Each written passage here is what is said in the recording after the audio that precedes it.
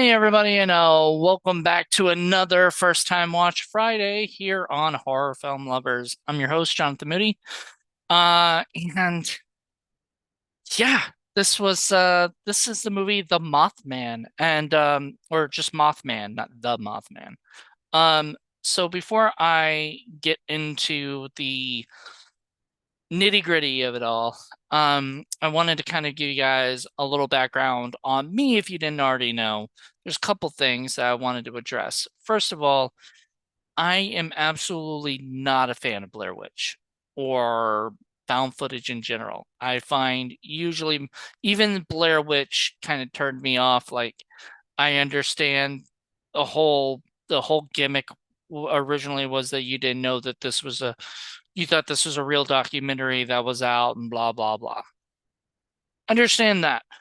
Movie itself, bland, boring, didn't care about any of the characters, wanted them all to disappear anyway because they were all so obnoxious. Whatever. Not a big fan of the movie. It kind of just irritated me. It was, so with that being said, the other thing that I wanted to address is the fact that I actually know two of the actresses that are in this movie. One is Liz Fletcher, who is the lead, plays Amanda, and then the other is Angel, who plays basically the girl who worked at the restaurant. And we'll get into that. Forgot her character name. They did have it. We'll get into that.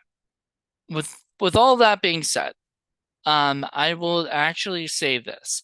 I kind of had a fun time with this movie. I enjoyed it a lot. I mean, this is going to sound like way more praise than probably what it deserves because I know so many people love Blair Witch, but I actually liked it more than Blair Witch, in my opinion. And it wasn't just because I actually know people in the project, it was because I felt like, this actually made a lot more sense. So what I don't like about found footage films that just irks me to no end is usually it's a fo- uh it's usually a documentary made by cops or something like footage found by cops or whatever, and somebody puts it into like a documentary, but you never know who did it, blah blah blah kind of thing. There's no the documentary people never talk after the movie is done. It just ends with, in Blair Witch.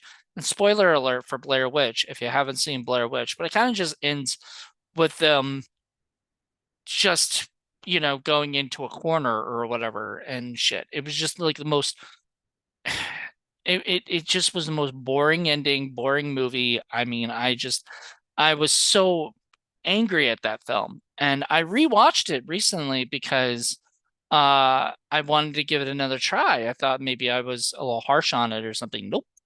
Still feel the same. Do not like that movie. However, and I haven't seen the sequel, but I've heard it's better, and I haven't seen the other sequel, the Blair Witch whatever requel or whatever it was. I no interest in that. Mothman, however, for some odd reason, it really got me. I don't know if it was because, it made more sense. By the way, there will be spoilers in this review as well, so just get ready. It made more sense than the the other movie, than Blair Witch because, you know, in this movie you really do follow sort of a documentary group, and this girl is doing a documentary trying to find her brother and stuff and find out what happened to him. So she like investigates, she talks to her parents, she talks to cops, she talks to the restaurant workers, she talks to the girlfriend, and things do lead up and it is more interesting. There is more stuff going on. Maybe there's a bit of a slow point or kind of points that kind of drag a little bit, but like that's going to happen in any found footage film because it's hard to make or documentary style kind of film. It's hard to make those kind of things interesting and keep getting it interesting, keep making it interesting. So with that being said, I wanted to say that this film was a lot more fun than I was expecting it to be. I liked the main characters, Amanda and Tim, and I for some reason so there's another movie that the filmmakers who made this did, and it was called The Wendigo, and I saw the IMDb for it, and it has Amanda and Tim. So I don't know if that's like a prequel or if that's like a somehow they're gonna throw in the Mothman storyline thing to kind of keep it going. Whatever. Maybe they get interviewed. I don't know, but it'd have to be a prequel because uh yeah, I guess Amanda just kind of disappears at the end. So uh but that was the thing. The ending is what saves this movie for me, honestly. It really saves it because at the end, Tim is there talking about what he put together. There were points where it said, we're going to, this footage is being used for this, blah, blah, blah. So there's just like subtitles that kind of explain things. It worked, and I think honestly, I was pretty happy to see that because like I said, I don't like found footage movies where it's just people bickering the whole time.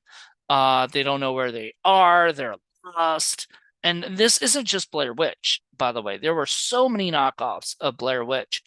Still to this day, there are knockoffs of Blair Witch to the point where Blair Witch just pisses me off. Like I just almost don't like that they created this whole kind of subgenre of film. Now, I know a lot of people do.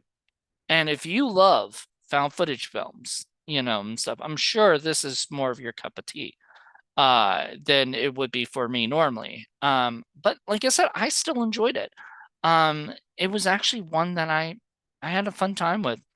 I mean, sure, some acting was not the greatest and whatnot, but I think a lot of that had to do with the fact that I don't know if a lot of it was improv and kind of told to be said like on the spot, or if maybe they were kind of told to be like that, be certain ways, to say certain things certain ways because of the character development and stuff. But I'll give an example, like the father and the mother in the beginning, some of their dialogue just seemed awkward, the way that they said it, and it felt somewhat almost real though. Like they were trying to think of the lines, or not lines, but like they were thinking what to say before they said it, and so sometimes they would stumble upon the right thing, just like I just did.